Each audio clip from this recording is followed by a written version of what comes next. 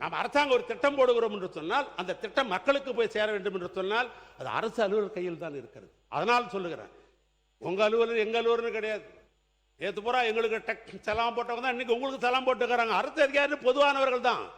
ஜனநாயகத்தில் மக்கள் யாருக்கு ஓட்டு போடுறாங்களோ மாறி மாறி ஆட்சி அமைச்சுக்கிறோம், அவ்வளவுதான். அரசு அதிகாரி பொதுவானவர் தான்.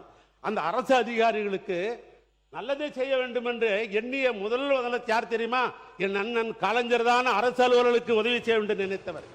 இதை சொன்னாக்கா வருங்காலத்தில் இந்த ஆட்சி இருப்பவர்களாம் செய்வீங்கன்ற அந்த நம்பிக்கைக்காக நான் குறிப்பிட விரும்புகிறேன். அரசு அலுவலர்கள் ஊதியம் என்பது திட்டத்தோடு இணைந்த ஒன்றுதான். ஆசிரியர்கள் இந்த நாட்டினுடைய கண்கள். அவர்கள் இல்லை என்று சொன்னால் பண்பட்ட சமூகம் உருவாகாது. ஆனால் தான் கழகம் ஆட்சி வந்த பொழுது என் தலைவர் கலைஞர் அவர்கள் இன்றைக்கு அவர்களுக்கு அரசு அலுவலர்களுக்கு எண்ணற்ற திட்டங்களை செஞ்சார். 72 அன்றுதான் அரசு அலுவலர்களுக்கு இந்த பழிவாங்கும் ரகசிய குறிப்பீடுன்னு ஒரு காலத்தில் இருந்தது. அதை ரத்து பண்ணவர் அண்ணன் கலைஞர். 15/1/72 அன்று அரசு அலுவலர்கள் பணிக்காலத்தில் இருந்தால் அவர்களுக்கு வாரிசு உரிமை என்ற அடிப்படையில் பணிகள் அவங்க இறந்தாங்கன்னாக்கா முதலாக இன்றைக்கு லட்சக்கணக்காக இருந்துச்சு. 10,000 ரூபாய் அந்த குடும்பத்துக்கு இறந்த குடும்பத்திற்கு கொடுக்க வேண்டும் சொன்னவர் கலைஞர். பொங்கல் போனஸ் தந்தவர் கலைஞர். அதோடு மட்டுமல்ல, ஒன்றிய அரசாங்கத்திற்கு இணையாக மாநில அரசு அவர்களுக்கு ஊதிய வகைகளை வகுத்து கொடுத்தவர் அண்ணன் கலைஞர். அரசு பணியாளர்களுக்கு 30 ஆண்டுகள் பணிபுரிந்தால் அவளுக்கு முழு ஊதியம் பெற வேண்டும் என்று சொன்னவர் கலைஞர்.